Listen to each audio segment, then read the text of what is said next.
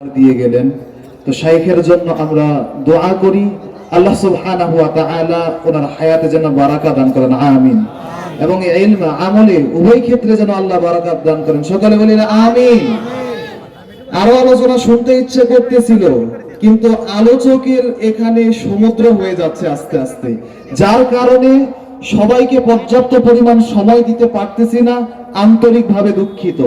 এ পর্যায়ে আমাদের সম্মুখে শুনলে আনন্দিত হব, আজকে এই আয়োজনের দ্বিতীয় আকর্ষণ চলে এসেছেন আলহামদুলিল্লাহ।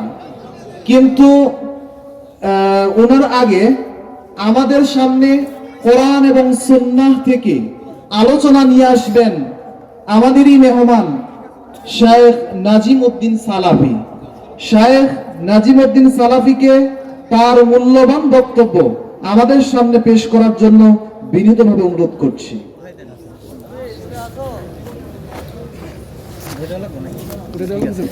نستعينه ونستغفره ونعوذ بالله من شرور أنفسنا ومن سيئات أعمالنا من يهده الله فلا مضل له ومن يضلله فلا هادي له وأشهد أن لا إله إلا الله وحده لا شريك له وأشهد أن محمدا عبده ورسوله الذي أرسله بالحق بشيرا ونذيرا وداعيا إلى الله بإذنه وسراجا منيرا. أما بعد فقد قال الله تبارك وتعالى في كلام المجيد والفرقان الحميد. সকলে একসাথে বলি, أعوذ بالله من الشيطان الرجيم بسم الله الرحمن الرحيم فلولا إذا بلغت الحلقوم وأنتم حينئذ تنظرون إلى آخر الآية.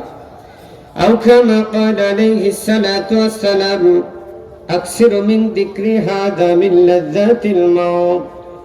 وقال تعالى في موج آخر إن الله وملائكته يصلون على النبي يا أيها الذين آمنوا صلوا عليه وسلموا تسليما.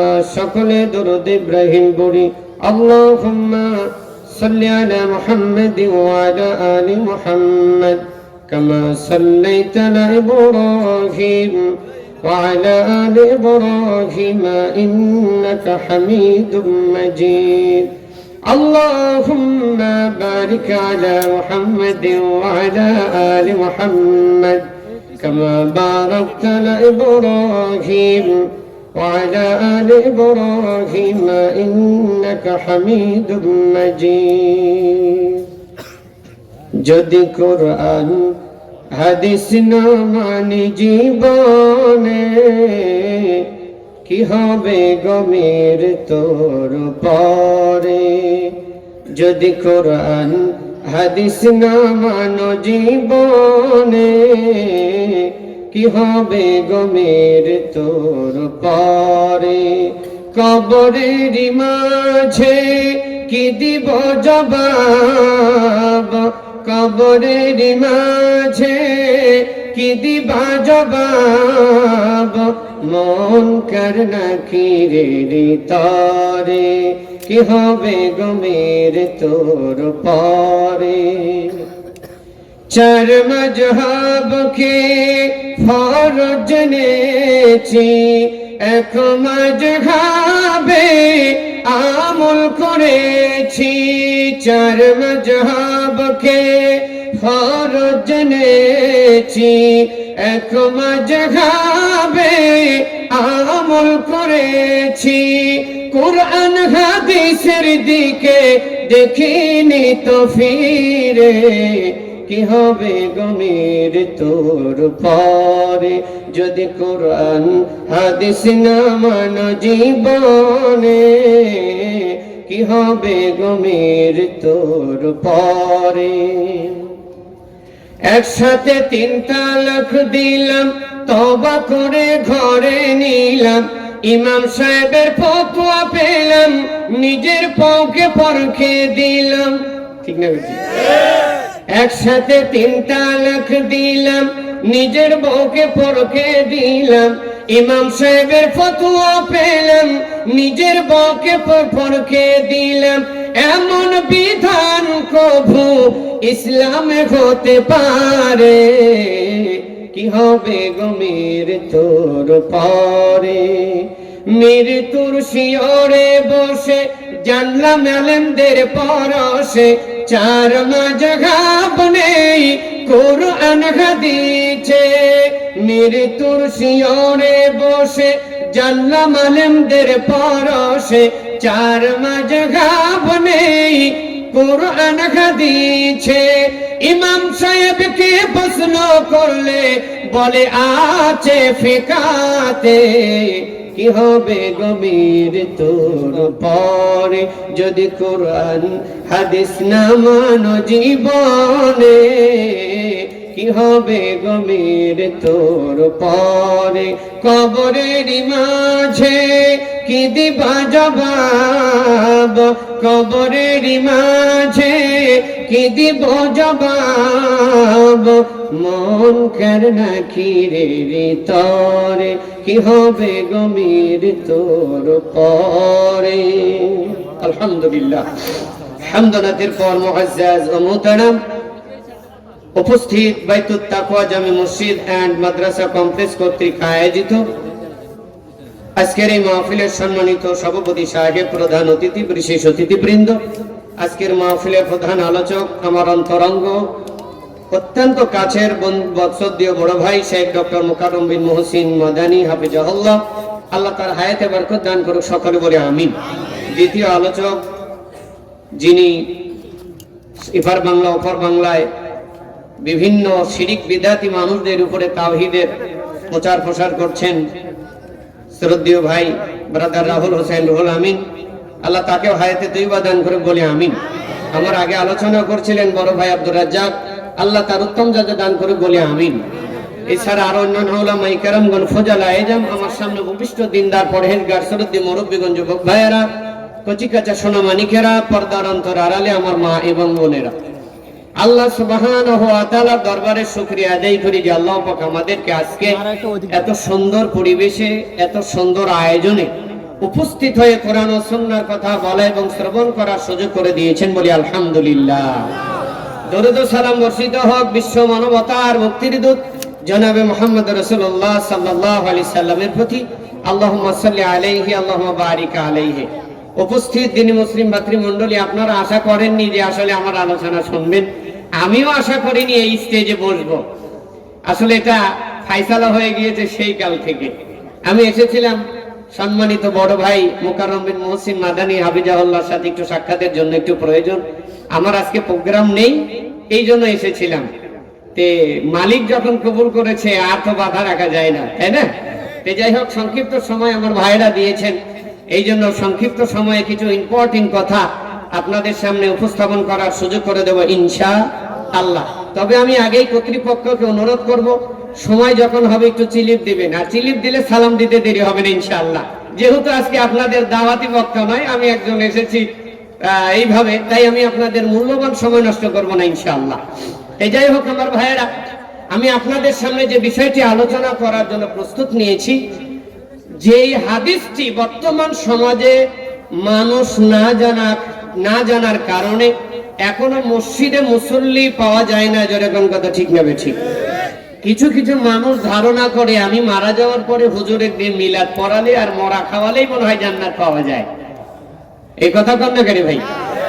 এই অনুভূতি আর এই অনুশোচনাগুলি হওয়ার কারণ একটাই, একটা হাদিস না জানার কারণে। সে হাদিসটা হলো আপনি জান্নাতে যাবেন না জাহান্নামে যাবেন, আপনার দাফন কাফন লাশ কবরে দেওয়ার আগেই ফাইসালা হয়ে যাবে। কথাটা মনে বোঝাতে পারিনি। আপনি যে জান্নাতে যাবেন নাকি জাহান্নামে যাবেন, আপনার গোসলের আগে, কাফন পরানোর আগে, জানাজার আগে, আপনার লাশ কবরে পৌঁছানোর আগেই আপনার জান্নাত জাহান্নাম ফাইসালা। কেন, কিভাবে?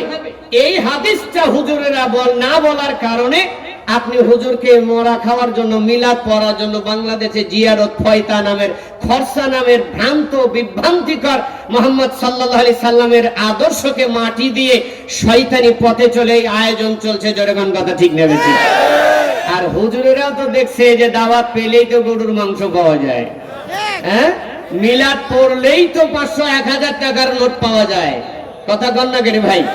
বাপ মরিছে আপনার আর হুজুর কান্দে, হ্যাঁ, বাপ মরিছে আপনার আর হুজুর কান্দে। আপনার বাপের মরার দিবসের দিন আপনার খবরই নাই, আপনি রান্না কাজে ব্যস্ত, আর হুজুর কানতে কানতে টিস্যু দিয়ে চোখ মুছতে মুছতে 2 বক্স টিস্যু ফোড়াইতে বলে হুজুরের কান্না বন্ধ হয় না।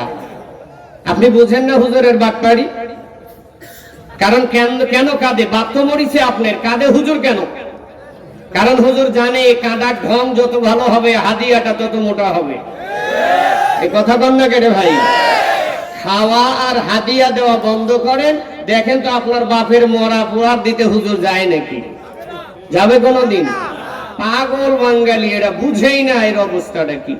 এই কারণে মুয়াজ্জিন কত সুন্দর করে ডাক দেয়, হাইয়া আলাস সালাহ।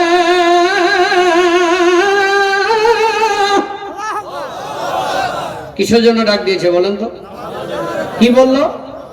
সালাতের জন্য ডাক দিয়েছে। আর আপনি চায়ের দোকানে বসে চা খান আর হুজুরের দোয়ার অপেক্ষায় বসে আছেন। কথা ঠিক নেবে? আমার ভাইয়েরা, আল্লাহ নবী সাহাবী বারা ইবনে আজিব রাদিয়াল্লাহু আনহু বলেন, আল্লাহ রাসূল সাল্লাল্লাহু আলাইহি সাল্লাম বলেছেন, যখন মানুষের মৃত্যুর সময় হয়, কি সময় হয়? আরেকটু আওয়াজ দিয়ে বলেন। ব্যক্তিটা যদি, ওই ব্যক্তির কাছে আল্লাহ জান্নাত থেকে একদল ফেরেশতা পাঠায়। কয় দল? আরেকটু জোরে বলেন। এই ফেরেশতার হাতে জান্নাতি তৈরি মিশকু আম্বরের সুগন্ধযুক্ত একটা রুমাল থাকে। কি থাকে? কথা বুঝতে পারছেন না ভাই? এই রুমালটা নিয়ে এসে তার শিয়রে মাথার পাশে বিছিয়ে রাখে। তার দৃষ্টি পরিমাণ ফেরেশতারা সারিবদ্ধভাবে বসে থাকে। ব্যক্তিটাকে মুমিন ব্যক্তি, ব্যক্তিটাকে মুমিন। এমন সময় মালাকুল মউত তার কাছে আছে। কার আদেশে? আর একটু জোরে বলেন। জান্নাতি, আর জান্নাতে প্রবেশ করো। জোরে কান সুবহানাল্লাহ। আমার ভাইয়েরা, এমন সময় আল্লাহ নবী বলছেন, মুমিন ব্যক্তির রূহটা এমন ভাবে বের হয়, একটা পাত্রে যদি পানি ভরা থাকে, ওই পানির পাত্রটা কাট করলে মুখ আগলা করে পানি নাকি কোন ইতস্তবোধ করে না।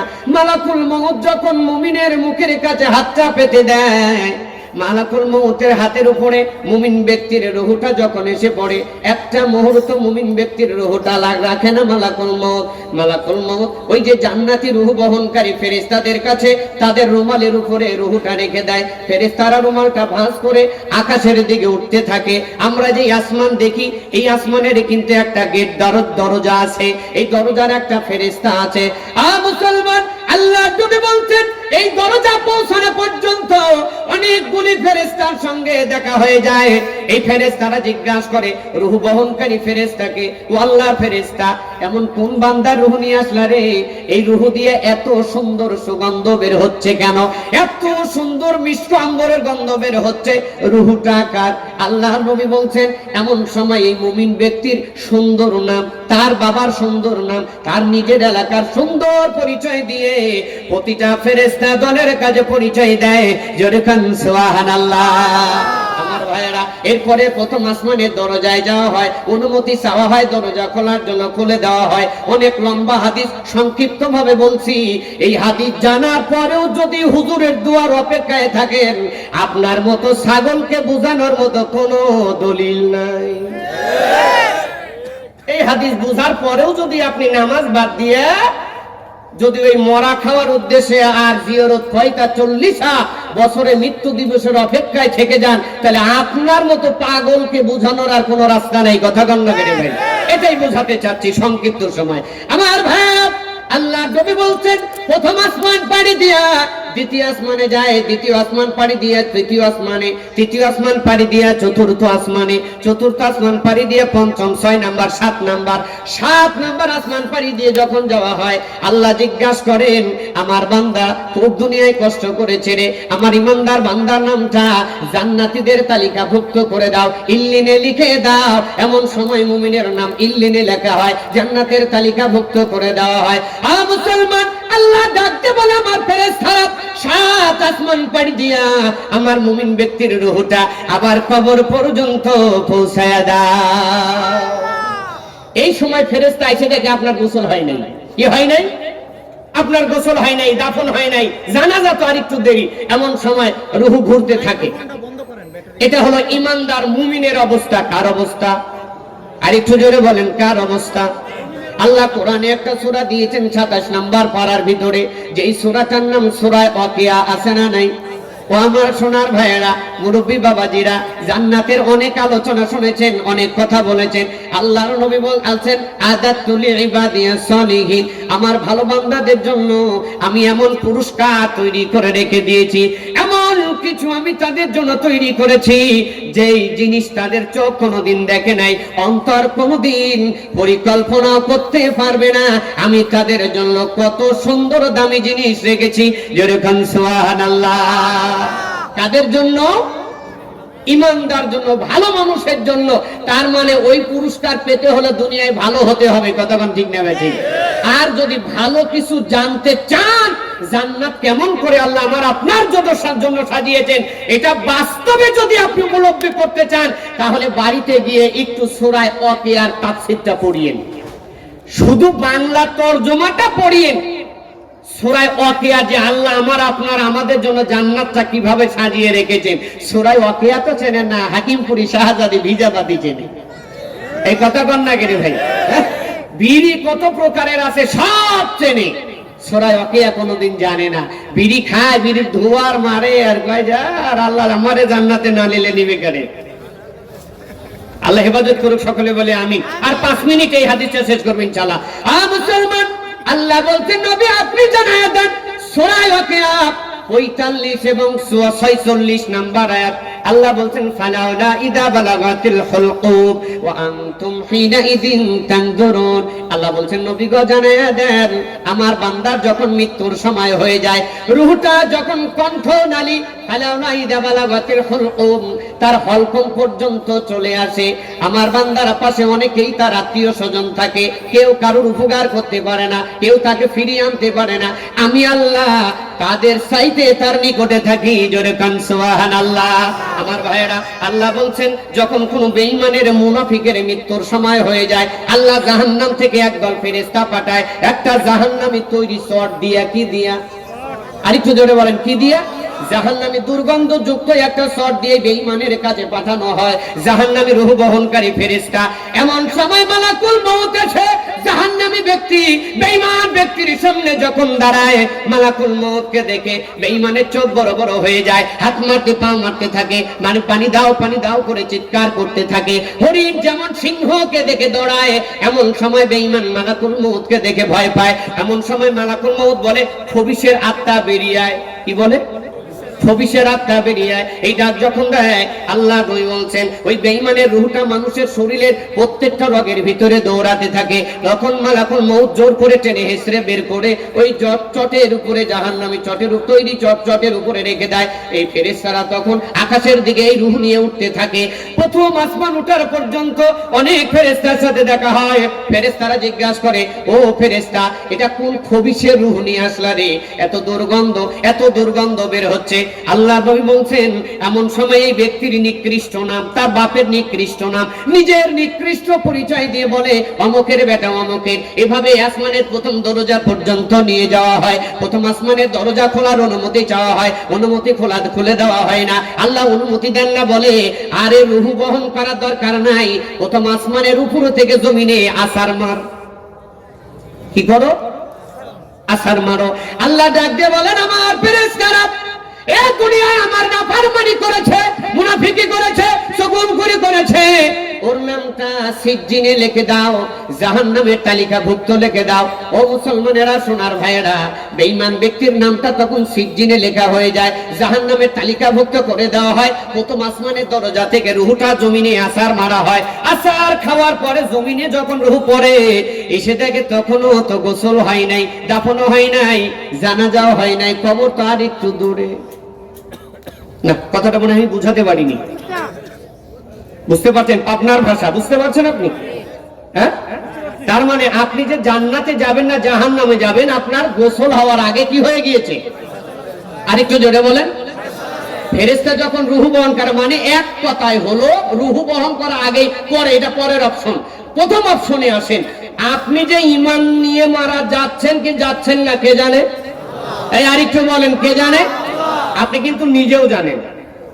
আপনি যে ঈমান মুমিন হয়ে মারা যাচ্ছেন না বেঈমান হয়ে যাচ্ছেন, এটা কিন্তু আপনি নিজেও বুঝতে পারবেন।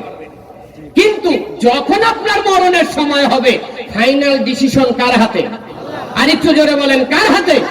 আল্লাহর হাতে। এই জন্য আপনার মরণের সময় হয় জান্নাতের ফেরেশতা নয় জাহান্নামের ফেরেশতা আসবে আপনার ঈমানি চেতনার উপরে। জোরে বলেন, কথা ঠিক না ঠিক?